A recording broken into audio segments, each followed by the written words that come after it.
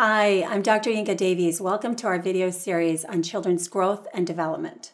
As a pediatrician, I'm aware of the health, developmental, and nutritional goals of parents who want to raise healthy and happy kids.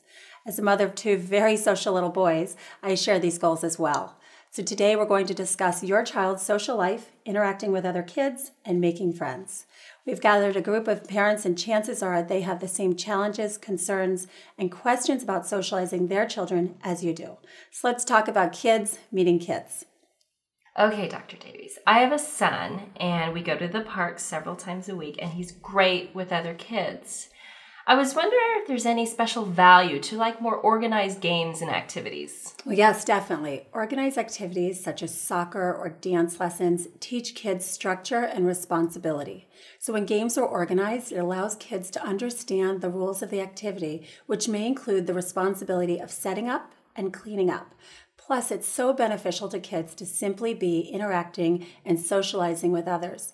These basic life skills give them the basic building blocks, allowing them to adapt in a multitude of settings.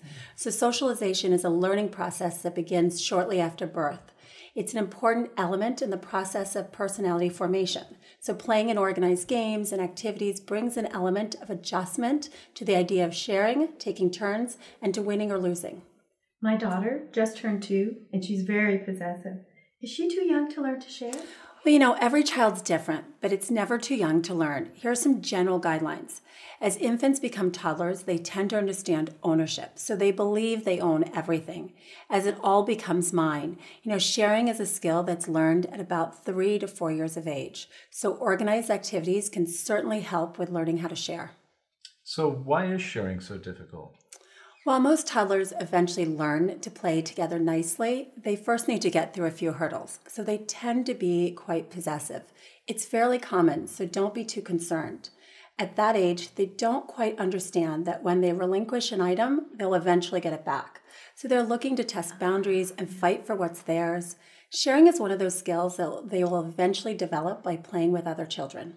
What about babies? Do they get anything out of being around other babies? Yes, it's important for kids to see other kids as early as possible. Even in the infant stage, there's a learning opportunity and social skills that are important. Infants learn by observing other infants, watching them roll over, sitting up, and even observing their outbursts of cries. All of these observations are part of the learning process. How important is friendship? Well, making friends is an important social development. Playing and sharing in social situations, such as during organized activities, is an essential stepping stone in helping a child to continue to develop in other areas. Friendship provides children with more than just a playmate. They can help children develop emotionally and morally.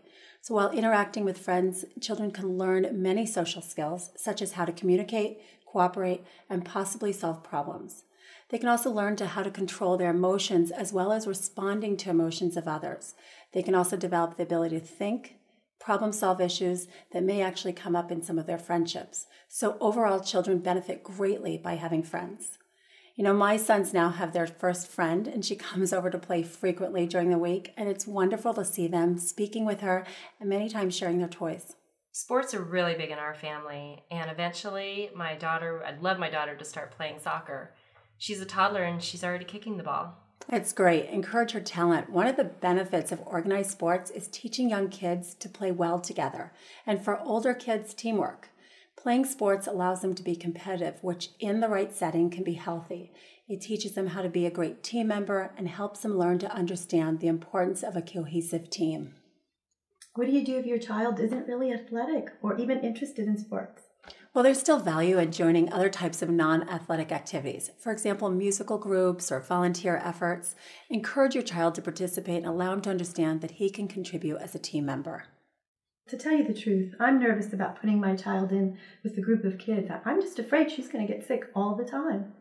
When you start to focus on the possibility of contracting a viral illness from a playgroup, you may actually lose out on a valuable opportunity for your kids to play and socialize with other children.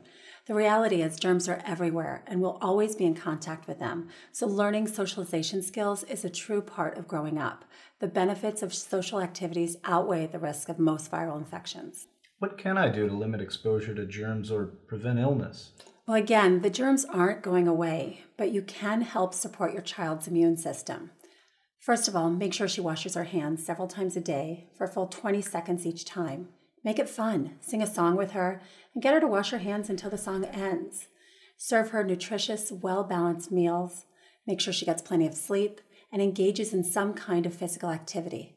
Nobody can protect themselves from germs 100% of the time. Another convenient way is with new Juicy Juice Immunity fruit juice beverage. It contains zinc, vitamin C, and a prebiotic fiber. So besides supporting the immune system, zinc helps with normal growth and development and assists in wound healing and may help in treating diarrhea. Vitamin C enhances the immune system, and it's also an important antioxidant that helps protect cells from damage. And finally, the prebiotic provides important resistance to infection. Well, it doesn't mean they'll never get a cold, but I feel the ingredients give their immune systems a little more support. It was great talking with you guys. Thank you. Thank you. Look for more videos in this series dedicated to helping you help your kids to grow up healthy.